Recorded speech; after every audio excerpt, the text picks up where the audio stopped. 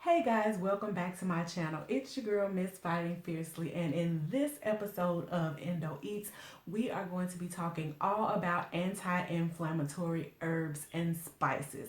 This is one of my absolute favorite episodes, you guys, because I am a self-proclaimed foodie.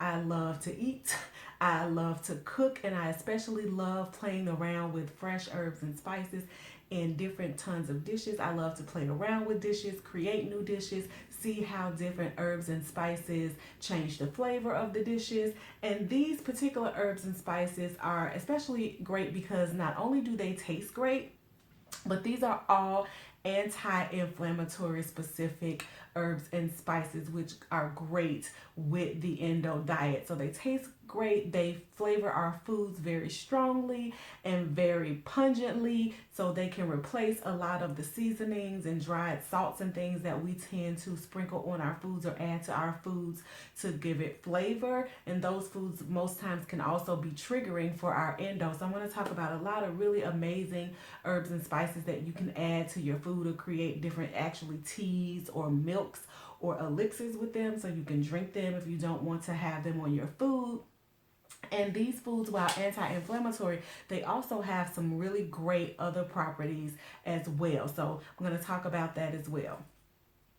So let's get into it. So the first herb on my list is garlic. Good old trusty garlic. I love, love, love, love garlic. If a recipe calls for 1 or 2 cloves of garlic, I'm probably going to put about 3 or 4, maybe even 5 in them. I really love how fragrant it is. I love the flavors that it gives to foods. And check this out, you guys. Not only is it an anti-inflammatory, but garlic has also been known to boost your immunity. It improves your cardiovascular health as well.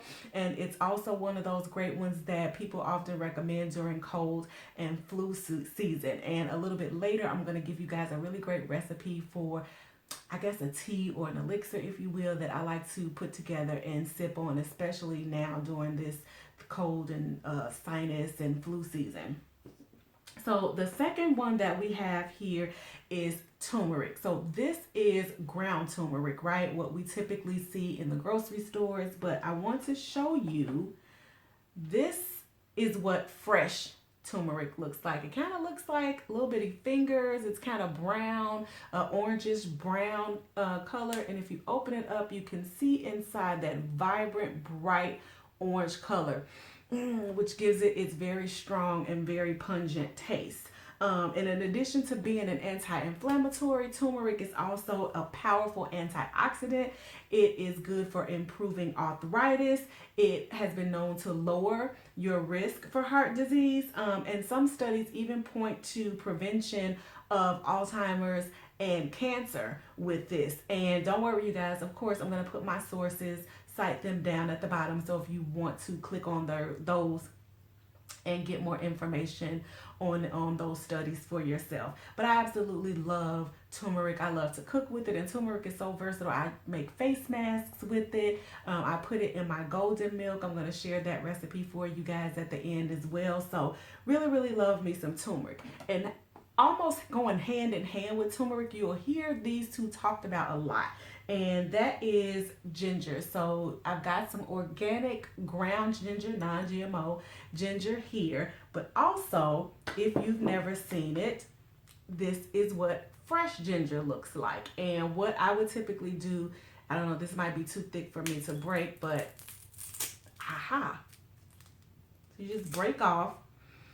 Oh my God, it smells so amazing. So you just kind of break off the knobs or cut the size of ginger down to what you want it to be. And you can, and this works for the turmeric as well. I just peel off the skin of either one of these, kind of like a potato. Get a potato peeler or a really sharp knife if you are skilled like that. I am not. So I use a potato peeler and just get the skin off. And ginger is so strong and so potent. Sometimes what I'll do with ginger is I'll just peel it, chop it up, and pour some warm to boiling water over it and just make a pure ginger tea. Put a little bit of honey in it and drink it like that. Ginger is greatly known for settling your stomach, improving gas and digestion issues, which is perfect for those of us who suffer with that endo belly, that endo bloat. Ginger is really good for that. Ginger is also very good for nausea and pain. I know a lot of times ladies in the forums will ask, I've had surgery coming up, and nausea after surgery is typically a really big thing with a lot of ladies, and they're always asking, what can I do for my gas? What can I do for my indigestion? And typically the recommendation will be something like a Gas X or something like that, or anti-nausea medication. But if you're wanting to go a more natural or more holistic route, ginger will greatly help with that. Again, ginger is one of those ones that is always recommended during that cold and flu and allergy season. It also is a pain reliever. And studies with ginger have shown that it too may decrease your risk for certain cancers and also boost and improve your heart health. This next one is one that I really love, and it is cinnamon. So you have your ground cinnamon here, and I think we may have talked about this one in an earlier video when we were talking about our coffees and teas. So here you have your ground ginger, but I also like to use ginger sticks. I'm going to turn that around so you can see ginger sticks. And actually, you guys, I found these at Dollar Tree. In the dollar store. These are very abundant. You can find them anywhere. I absolutely love cinnamon. In addition to being an anti-inflammatory, I love it because it helps me whenever I'm craving something sweet. I will pour it on apples. I'll put it in my smoothies. And when I'm having, I'll sometimes make toast with peanut butter, sprinkle the cinnamon on that. Or sometimes I'll just make a little bit of peanut butter, some honey, and ground cinnamon and stir it up and just eat it as a sweet treat. Just a little sidebar there. But cinnamon is also a very powerful antioxidant. It has been known to lower blood sugar. And I was surprised when I was doing my research to find this out. There are some studies that point to cinnamon being able to help or fight bacterial infections, fungal infections, and some respiratory infections. So that one really surprised me. So I'm definitely going to put the link to that in the description. And most of these came from the website healthonline.com, I believe it was. I'll get the exact description for you below. But found out some really great properties about these as I was doing my research. So that's cinnamon, you guys. Next up is my trusty, let me make sure I am grabbing the right one, rosemary. So typically we tend to think of like rosemary and thyme around Thanksgiving when we are making our dressings or stuffings, whichever one you call it. But I find that rosemary, whenever I'm roasting vegetables, period, any kind of vegetables, especially I just did recently sweet potatoes, roasted sweet potatoes with rosemary and thyme. Rosemary is very, it's fragrant. So that's what it looks like there, if you can see.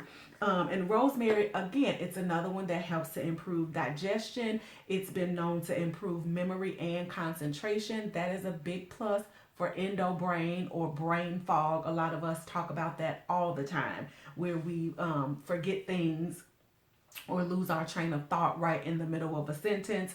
So that is super great for that. Now, it is important to know, and which I found this interesting also, on the website, I got this one from Medical News Today. And this one says that although it's extremely rare, consuming rosemary in extremely large doses can result in vomiting, spasming, and pulmonary edema, which is fluid in the lungs, although they do note that those are extremely rare.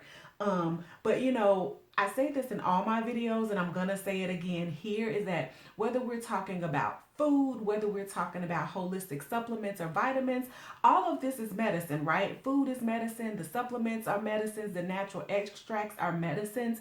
So again, if you have allergies or other comorbidities or other sensitivities as related to your diet, always talk to your doctor or your nutritionist or your primary care, because sometimes foods and extracts, they can interfere with any prescription medications that we may be taking, and so we want to make sure that we avoid that. So hearing that about the time, if you've got food allergies or food sensitivities, definitely make sure and do your homework and cross-reference to make sure that none of these foods will interact negatively with any other medications or supplements that you may be taking.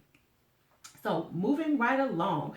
So we talked about the rosemary, and up next is its partner thyme. This is organic thyme. I'm gonna kind of turn it around so you can see the texture there. They look very similar, but thyme is a little bit more finely ground, a little bit more small. And this has been known also to help boost immunity and help improve cough. So you have a dry hacking cough, thyme may be helpful for that as well. So this next one, this is probably right up there with cilantro or ginger or something that I could probably eat every single day. And this is my good friend basil. And when I tell you guys, I put this in everything: salads, soups, sandwiches, pasta dishes, rice dishes, sometimes potato dishes. I love the smell of it. It's so fragrant. And there are different variations of these. I know it's not called baby thyme, but if you look at, pull a little bit of it out here. Let's see. So these are, as you can see, like the leaves here, they're kind of small, right? They're a little bit small, look like kind of they are just starting to grow or picked, as they're just starting to grow. So the color is almost like a mint, right? It's like a lighter green. But there's also some basil that I like to call full grown basil, and I've seen that in Trader Joe's, and that's where the leaves are very full and very large and almost look like leaves that may fall out of the tree. Actually, that flavor is stronger, it's more pungent, but either one, I love basil on everything. And in addition to being an anti-inflammatory, basil is good for upset stomach, again, that digestion. It's also been known to help improve symptoms of depression, which you guys have heard me talk about that several times. That is a side effect from taking some of the medications that we do. So that's it's a very fragrant, like uplifting sort of a fragrance if you've never smelt it before. It's also been known to manage diabetes. And another powerful one for me that I was excited to learn is that it helps to support the liver function, which aids the body in its detoxification process. And it also lends to a healthy gut, which is another issue that a lot of endo ladies talk about, having those coexisting conditions like IBS, again, the endo bloat, the endo belly, the gut health. A lot of us take probiotics to help us maintain that balance there. And basil is definitely something that helps with that. So we're coming up on the end here, and then my last herb in today's, I guess, assortment, if you will, is another one, cilantro. Again, along with basil, sometimes I use cilantro and basil together, and I put these on pizza, on nachos, in my fajitas, in my tacos. I put this on so much stuff. And both of these, the basil and cilantro, I'm just gonna turn it around so you can see the back of it there. They're both relatively easy to find, both relatively inexpensive. They work very well, very versatile in tons of different dishes. And in addition to its anti-inflammatory properties, cilantro has been known to lower blood sugar, reduce that pain and inflammation, and it too is also an immune boosting antioxidant. So that is it, you guys, and for this list, and this is just my favorite list. Clearly, obviously, it's not an exhaustive list of all the anti-inflammatory herbs and spices, but a lot of these can be found on the Endo diet recommendation list. If you're eliminating salts and sugar, you're asking yourself, what are healthy things that I can use to replace it with? These are just a few suggestions for you. And I did talk about earlier with that ginger and turmeric. One popular drink with ginger and turmeric is called golden milk. You may hear it called golden tea or turmeric milk. And if you look, and I'm just looking at on my computer here to pull up the recipe. If you just Google any of those, golden milk, golden tea, turmeric milk, turmeric tea, you will literally find dozens of variations of how to make it. Some include maple syrup, some don't. Some include coconut milk, coconut oil. I mean, there are just dozens of recipes for it. And what I like to do is find a couple different recipes and just pull out the ingredients that I like or what speak to me and kind of make my own blend. But this is a recipe that I found that's a very, very simple recipe. And I'm looking at my computer here. But it's just 1 thumb of ginger, So this is about, I've broken up all my ginger pieces, but this is about a thumb. I'll put this back together. So this is about a thumb of, I said a thumb of ginger. This is a thumb of turmeric. So you take about a thumb of turmeric, about a thumb of ginger. It doesn't have to be quite this big. If you've never had raw fresh ginger before, you may want to start with smaller pieces because this is very strong. It's very pungent. Okay, a thumb of ginger. The recipe here calls for almond milk. I personally love cashew milks. It's richer, it's creamier, it's just more comforting to me. A little bit of raw honey and some black pepper, and it's very simple. You just, like I said, peel, you boil the ginger and turmeric, and you pour the tea into a cup or glass or a mason jar, depending on how much you make. Add in your cashew milk or your almond milk or whatever non-dairy milk. And you add a dash of pepper. And the pepper, if you're using the turmeric powder or the fresh turmeric, black pepper helps the absorption rate. It helps the body to absorb it better. And to that recipe, I like to add some freshly grated ginger from the stick, just to, again, make it nice and sweet. And I don't know, it feels like a hug in a glass. So that's how I like to make that. But again, if you just Google it, you'll find dozens of recipes, and you can kind of tweak it to your liking, how it works best for you. The other thing I like to make is what I like to call, I don't know, my cold brew. And not because it's cold, but it's because I take this when it's cold season, flu season, if I'm feeling down or a little bit achy or what have you, right? And it's basically, I take my lemon. This is not lemon. This is my ginger. I take my ginger. I take some lemon. I take my fresh garlic, peel everything, chop everything up. So that is my garlic, my ginger, some lemon, chop it up. And you can either boil it on the stove, or if I'm being lazy, I'll put it all in a cup. Take a second cup, fill it up with water, pop it in the microwave till it gets really hot, just, to just a boil, and pour it all over there. Let it steep for about 10-15 minutes or so. Put a little bit of honey in there, because the longer you let it sit, it'll pull out all the flavors. Put a little honey in there and drink it back. Depending on how I feel, I may or may not add turmeric to it. Generally, I don't, but if I want an extra boost, I'll throw some turmeric in there with it. But that's my cold brew. That's my brew for when I'm feeling like cold or achy or flu-ish before any of that stuff hit, and it generally will knock that right out.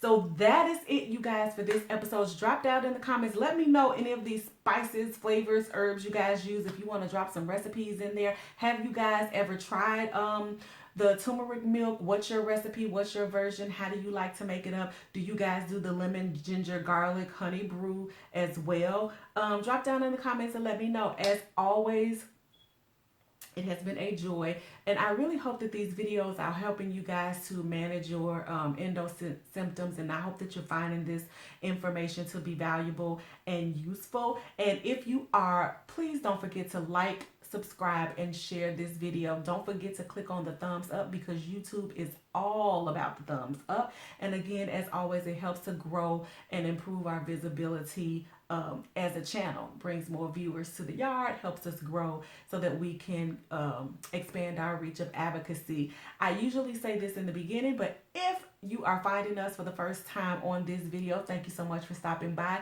And this is Fighting Fiercely, the space where we educate, enlighten, and empower about all things endometriosis. So that's it for this week's episode, you guys. Hopefully I will stay on task and drop another episode for you guys this week. Be sure to follow us on all of our social media spaces. This is the last week of Endometriosis Awareness Month, so watch all of our platforms, because we have got some really dope stuff dropping for you the rest of this week and the 3 days of Awareness Month into next week. So as always, I love you guys. Thank you so much for supporting this channel. And until next time, be educated, be enlightened, be empowered.